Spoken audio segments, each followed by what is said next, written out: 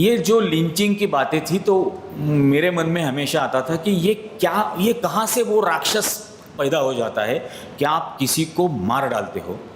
तो मैं गुजरात में करीब 3-3.5 महीने रफ़ीक कुरैशी नाम से रह रहा था और पहले अहमदाबाद में जो कैटल ट्रेडिंग करते थे, जो बूचर्स थे, उनके साथ दोस्ती की। फिर उन्होंने ही मुझे यह नाम दिया रफ़ीक कुरैशी, और उनके साथ फिर मैं राजस्थान में अलग अलग गाँवों में और गुजरात के भी डीसा में जो इलीगल पशु बाजार चलते हैं वहाँ से कैटल ट्रेडिंग करने का, गाय भैंस पाड़े परचेस करके गुजरात के अलग अलग स्लॉटर हाउसेस में बेचने का। तो ये मैं करता था और ये करीब 3-3.5 महीने चल रहा था। मैं खुद 32 ट्रकों में बैठ के अलग अलग दिनों पर मैंने ट्रैवल किया और बीच रास्ते में किस तरह से बजरंग दल एक्सटॉर्शन करता है। गाय का ट्रक अगर आपको लाना है तो 14,500 या 15,000 रुपये आपको देने पड़ते हैं। भैंस का ट्रक लाना है तो 6,500 देने पड़ते हैं। पाड़ों का ट्रक अगर ला रहे हो तो 5,000 रुपये देने पड़ते हैं। और वो पालनपुर में चौधरी नाम के हैं बजरंग दल के, वो ये पूरा नेटवर्क चलाते हैं। मैं 30-32 ट्रक लाया था और उस दौरान मैं एक बार उनके पास भी गया उनको मिलने के लिए कि मुझे धंधा बढ़ाने का है, आप थोड़ा सा पैसा कम करो। और मैं बाकायदा स्कल कैप पहन के और पठानी ड्रेसेस वगैरह वो पहन के ही मैं घूमता था, रहता था। तो मैं उनके पास चला गया कि आप थोड़ा सा आपका फ़ीस कम करो, मेरे को धंधा बढ़ाने का है। तो बोले कितना करेगा?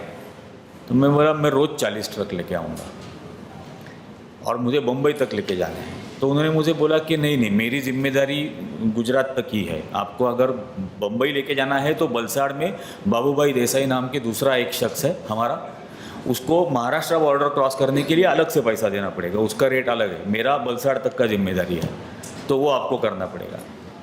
तो फिर मैंने उनको पूछा कि, और उनका एक रूल है कि चमड़ा उनको देना पड़ता है, मतलब जानवर काटने के बाद मुफ्त में चमड़ा उनको देना है और वो एक्सपोर्ट करते हैं।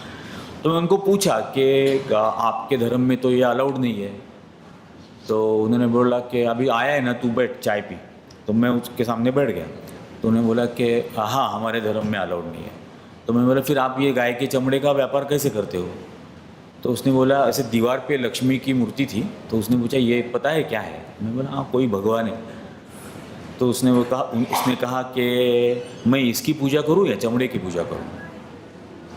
तो मैं बोला साहब फिर हम भी तो वही चाहते हैं, हमको 2 पैसा मिल जाएगा। अगर आपने हमको थोड़ा पैसा दिया तो हमको भी 2 पैसा मिल जाएगा।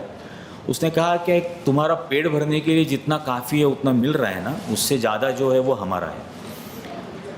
फिर काफ़ी बातें उसने उस वक्त बताई कि करीब रोज़ 1.5 करोड़ रुपया पालनपुर के वो जो अमीरगढ़ का चेक पोस्ट है वहाँ पर एक दिन में रोज़ 1.5 करोड़ रुपया इकट्ठा होता है। ईद के बाद आना, तब बात करेंगे, शायद कुछ थोड़ा बहुत कम करेंगे, तो ईद के बाद आना। उसने ये भी कहा कि बीच बीच में हमको लोगों को मारते रहना पड़ता है, क्योंकि जब किसी को मारते हैं तब 10-15 हज़ार 20 हज़ार लोग डर जाते हैं और वो डर बरकरार रखना है तो बीच बीच में मारते रहना पड़ता है। तो तू अचानक अलग नंबर के ट्रक में से ट्रैवल मत कर, कहीं फंस जाएगा एक आध दिन। तो बोला क्या करेंगे सर, पेट भरने के लिए तो करना ही पड़ेगा। जब तक जिंदा है तब तक पेट भरना है, तब तक ये करना है। आपने अगर मार ही डाला तो कहाँ पेट भरने की नौबत है?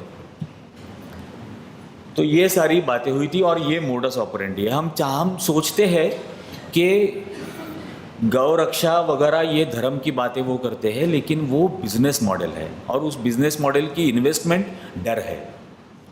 और ये डर, ये इन्वेस्टमेंट बेसिकली फासिज्म की इन्वेस्टमेंट है। वो चाहे आप किसी भी फील्ड में देखो, जो डिमोनेटाइजेशन के बाद उन्होंने किया था कि मतलब फाइनेंशियल लेवल पर हर आदमी को घुटनों के बल ला के रख दिया था। और जब आर्थिक आधार पर कोई भी इंसान घुटनों के बल टिक जाता है तो वो किसी भी फांसीवादी हुक्म को मानने के लिए तैयार हो जाता है। और वही हमने देखा कि उसके बाद क्या क्या हुआ, कुछ नहीं। और एक अर्बन मिडिल क्लास में एक इन्फीरियरिटी कॉम्प्लेक्स होता है। अर्बन मिडिल क्लास को हमेशा ऐसे लगता है कि हम देश के लिए कुछ नहीं कर रहे, हम देश के लिए कुछ नहीं कर रहे। तो उनमें ये वहम पैदा कर दिया कि आप लाइन में खड़ा रह के देश के लिए बहुत कुछ कंट्रीब्यूट कर रहे हो। और वो खड़े हो गए और वो मतलब खड़े रहने की वजह के को जब हम जैसे लोग क्रिटिसाइज करने लगे तो वो हमको गालियाँ देने लगे, ये कहकर के बॉर्डर पे देखो जवान कैसे मर रहे हैं, हम 4 घंटे लाइन में खड़े नहीं रह सकते क्या। और ये बेसिकली इसलिए होता है क्योंकि उन्होंने उनका जो इन्फीरियरिटी कॉम्प्लेक्स है उसको ट्रीट करने की कोशिश की, उसको एड्रेस करने की कोशिश की, और इसलिए ये पूरा बेवकूफ़ अर्बन मिडिल क्लास उनके पीछे दौड़ रहा था। लेकिन ये जाकर कभी कोई देखता नहीं है कि वाकई में ये क्या हो रहा है, ये किस तरह से हो रहा है।